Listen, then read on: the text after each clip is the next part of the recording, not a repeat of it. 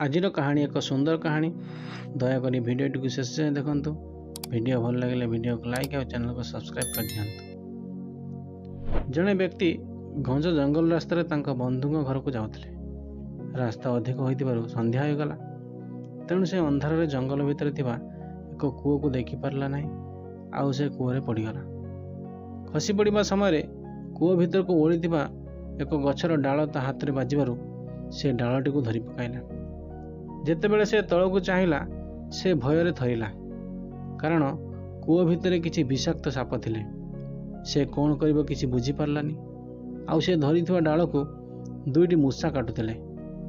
एही समय एक हाथी आसी गछ को जोर रे हलाइबा को लागिला।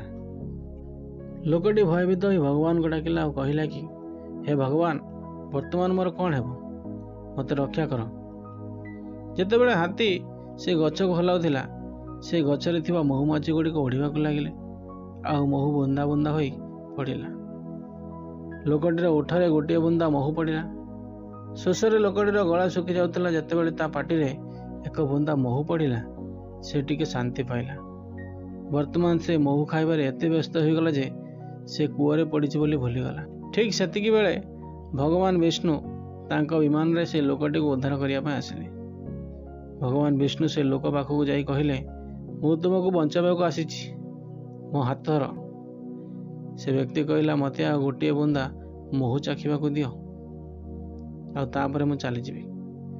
गोटे बुंदा तापरे आ गोटे बुंदा एवं गोटे बुंदा परे आ गोटे बुंदा महु चाटिबा को लागिला। आ भगवान विष्णु को अपेक्षा करिया पय कहले। शेषरे भगवान विष्णु अपेक्षा करी करी चली गले। से लोकटी आउ सेठू बाहरी पारला नहीं, निज जीवन हराइला। लोकटी जो जंगल को जाइथिला ताहा जेमिति अंधार थिला, ठीक सेमिति संसार हेउची अंधार। सेठरे गछ डाल मनुष्यर आयुष अटे, जहाँ मूषा रूपक दिन राति द्वारा आयुष कमी कमी जाउछि। गछ को उपाड़िबा को चेष्टा करथिबा हाथीटी हेउची हमर गर्भ। महुर बुंदा हेउची सांसारिक भोग, जेउथि पय मनुष्य विपद को अणदेखा करे आ सेमानक आड़क जाउथिबा पथर विमुख हुए। तेणु दुनिया सुखर एक मोहमाया।